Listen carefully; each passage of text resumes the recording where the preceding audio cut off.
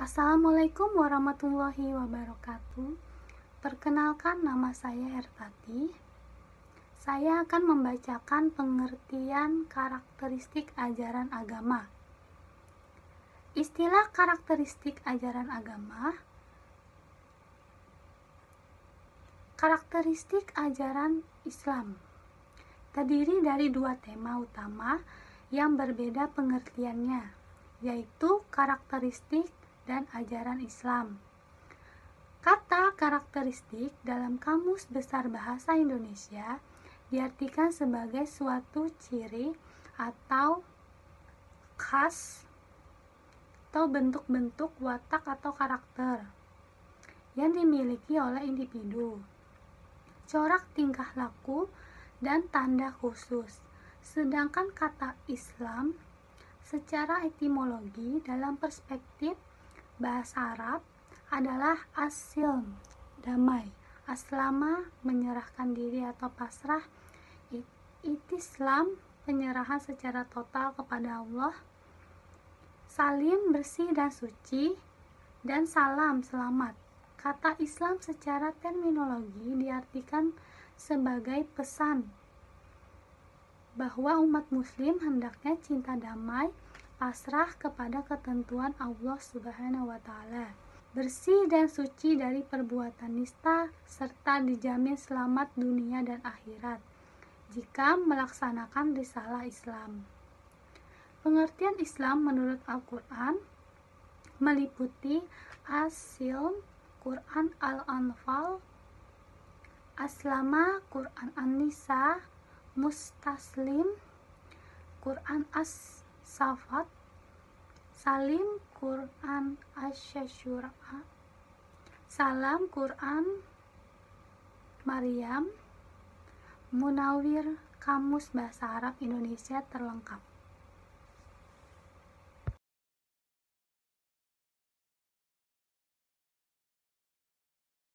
Assalamualaikum warahmatullahi wabarakatuh.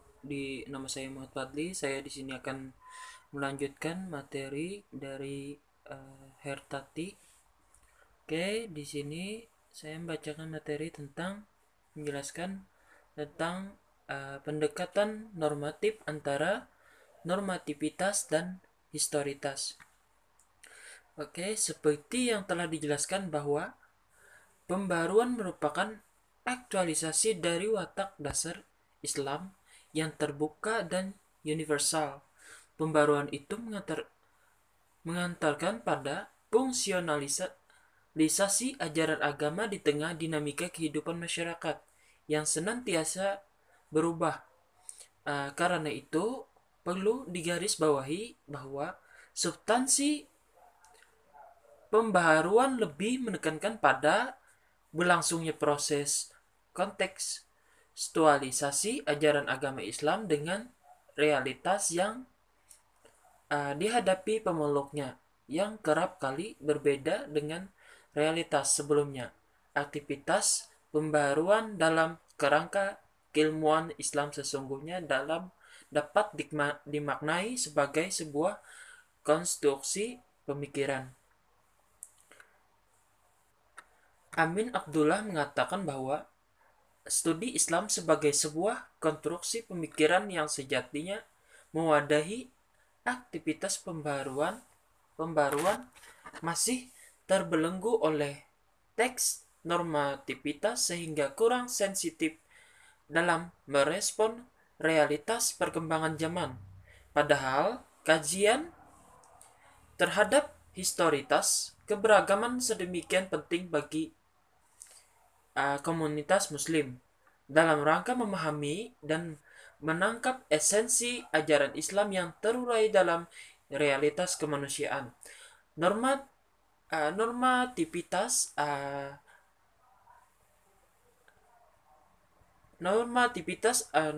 ajaran wahyu dalam perspektif studi agama dikemas melalui pendekatan doktrinal teologis.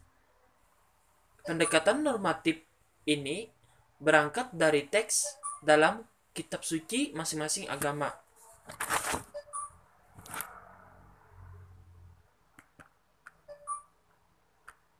dan dalam perspektif Amin Abdullah, pendekatan yang bersifat normatif tekstual bergerak pada wilayah high tradition, tradisi tertinggi, sedangkan pendekatan historis kontekstual bergerak pada segmen low tradition atau little tradition. Dalam praktiknya, kedua pendekatan tersebut mengalami ketegangan hubungan baik yang bersifat kreatif, produktif, konstruktif maupun kontraproduktif, destruktif. Oke, mungkin itu saja dari saya. Mungkin akan dilanjutkan oleh saudara saya, Genaldi Pramudia. Terima kasih.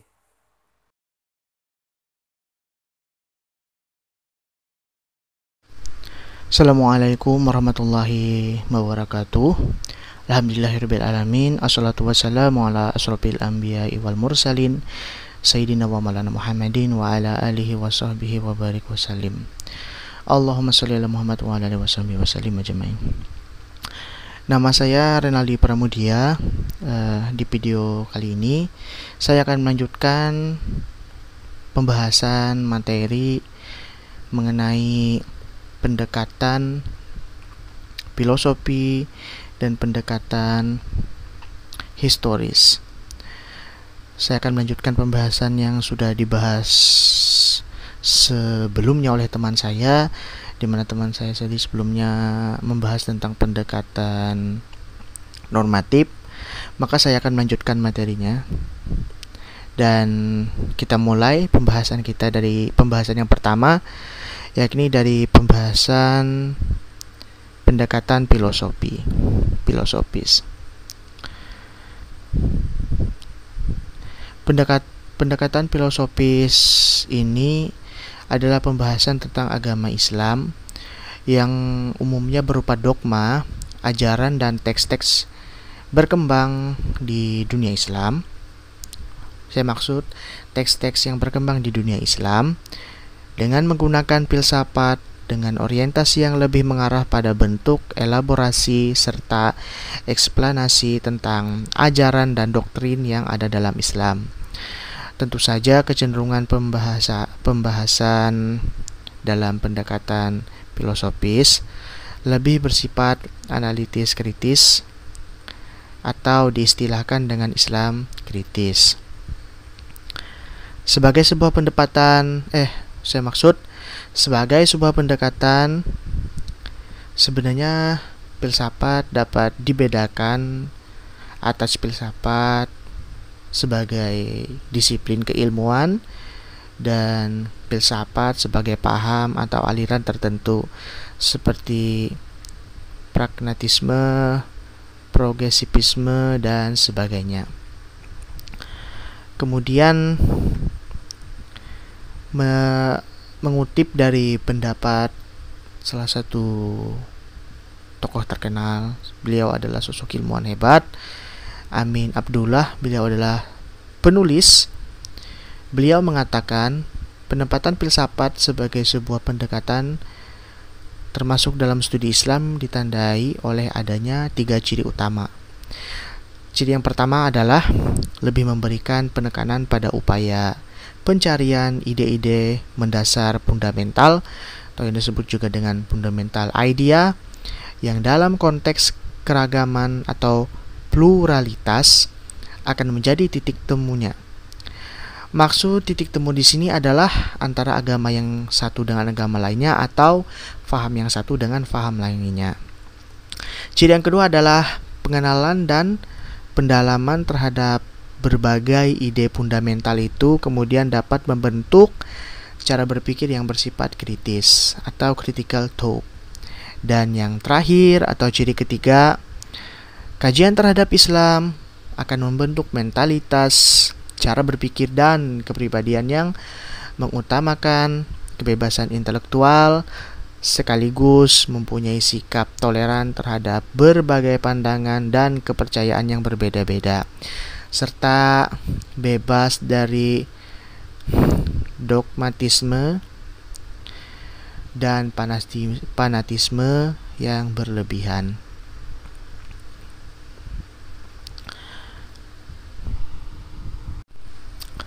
Baiklah, kita akan melanjutkan materi yang kedua tentang pendekatan historis. Kajian terhadap ilmu-ilmu keislaman, khususnya yang dikembangkan oleh orientalis dan berpengaruh besar di dunia Islam, kebanyakan bersifat historis dan bahkan dapat kita katakan atau dapat dikatakan bahwa sesungguhnya pendekatan atau perspektif yang paling produktif dalam perkembangan studi Islam adalah perspektif sejarah.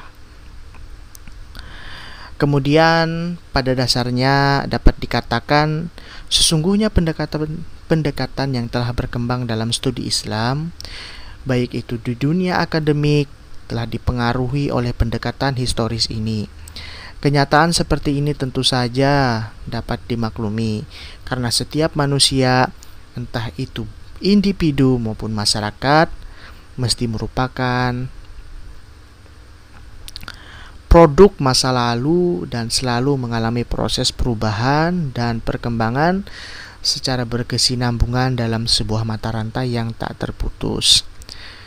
Kemudian yang membedakan antara pendekatan yang murni historis dengan yang lainnya adalah kadar penekanan yang diberikan atas suatu objek. Dalam pendekatan yang murni historis, saya ulangi, dalam pendekatan yang murni historis, penekanan pada apa yang sesungguhnya terjadi benar-benar penting, sehingga bukti-bukti empiris biasanya merupakan dasar utama dari kesimpulan-kesimpulan yang ditarik. Kajian historis terhadap Islam biasanya sangat menekankan pada kronologi perkembangan pemikiran dan gerakan berdasarkan tanggal dan periode. Setelah itu, pertanyaan tentang asal-usul sangat penting, baik asal-usul sebuah pemikiran ataupun gerakan. Pertanyaan tentang asal-usul ini terkait erat dengan masalah kesinambungan dan perubahan yang telah terjadi pada rentang waktu yang tertentu. Dengan demikian, suatu studi Islam dengan analisis sejarah kiranya akan menghasilkan dua unsur pokok, yaitu konsep periodisasi, periodisasi dan rekonstruksi histori yang meliputi genesis, perubahan, dan perkembangan.